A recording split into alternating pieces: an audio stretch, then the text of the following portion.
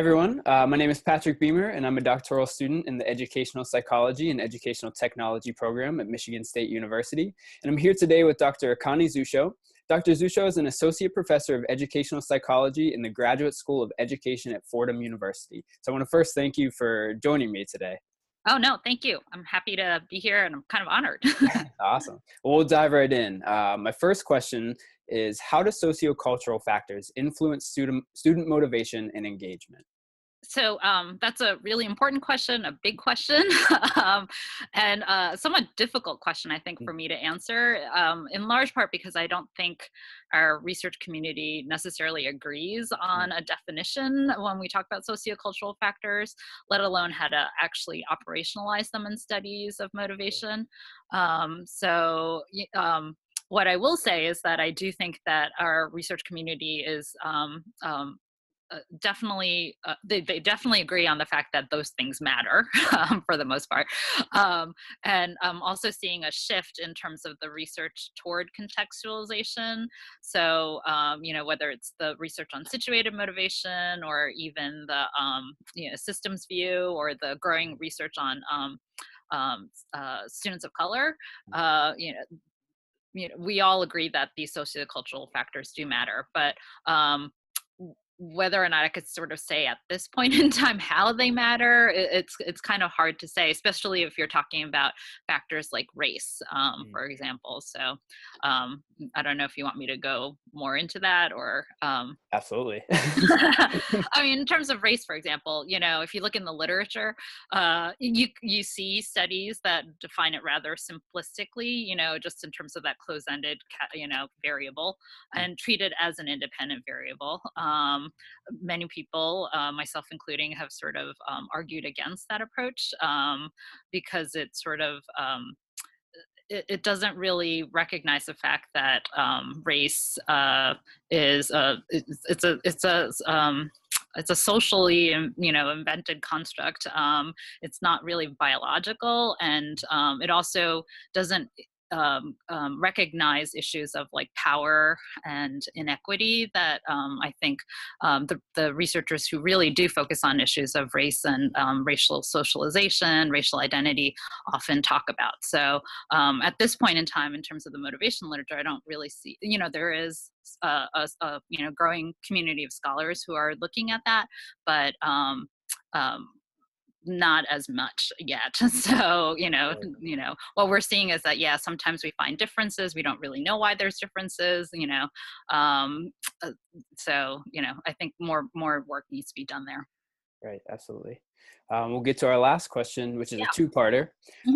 So how do culturally relevant pedagogy and motivation connect, and what types of research can we do to make sure that we are taking that into account? Yeah, so I have to recognize that this work that I'm currently doing is not my own. I'm doing it with Ph.D. Kumar, and we're currently working on a manuscript that kind of looks at the intersection between the research on motivation and the broader multicultural literature on like culturally responsive pedagogy, relevant pedagogy, and responsive teaching. So what we're finding is that there are a lot of points of intersection. If you look at a lot of the assumptions about learning, both the motivation literature as well as the multicultural literature all assume that learning should be validating, it should be empowering, it should be students should feel a sense of competence, that learning should take place in a caring community. So from that perspective, Rafti and I are talking about in our paper that, both literatures recognize the important role of autonomy, belonging, competence, and relatedness, or did I say that? A meaningfulness rather, on learning. But we're also, if you like delve a little bit deeper into the literature, there seems to be a slight difference in focus. For the cultural relevant pedagogy, again, kind of echoing what I said before in terms of the research on race, the multicultural literature, first of all, starts with the assumption that all learning is cultural. In particular, when they say that, they're emphasizing issues of inequity and power and cultural hegemony and institutional racism and all the stuff that I don't necessarily always see talked about in sort of the mainstream research on achievement motivation. So that's one main difference. And because they start there, the way they talk about autonomy or competence or meaningfulness is slightly different. In terms of meaningfulness, for example, motivation researchers, we often, especially those that follow the work of Jackie Eccles and Alan Wigfield, we define it in terms of, attainment value, interest value, the subjective task values, utility value, and more recently in terms of cost, which oftentimes is really opportunity cost that we talk about. Whereas the multicultural literature, given issues of racism and power inequities, they talk about how like curriculum in and of itself reflect Eurocentric values and norms, and so it forget utility value, the actual what students are learning lacks meaning for many students of color. So I think that's it's a slight difference there. They also talk about, given that, in terms of autonomy, well, yeah, both literatures really want students to feel empowered and to take ownership of their learning. But the culturally responsive folks would say, well, what does that mean? How do you take ownership of learning that really isn't relevant for you?